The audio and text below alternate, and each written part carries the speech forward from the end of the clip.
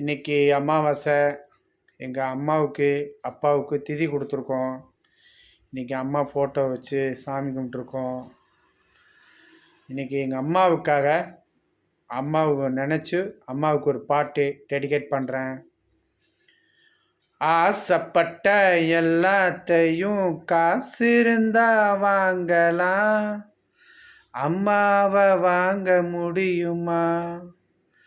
நீயும் அம்மாவை வாங்க முடியுமா? ஃப்ரெண்ட்ஸ், தயவுசெய்து என்னுடைய சின்ன ரெக்வஸ்ட், எல்லோரும் அப்பா அம்மா உயிரோடு இருக்கும்போதே அவங்கள மிஸ் பண்ணாமல் எல்லோரும் பத்திரமா பார்த்துக்குங்க.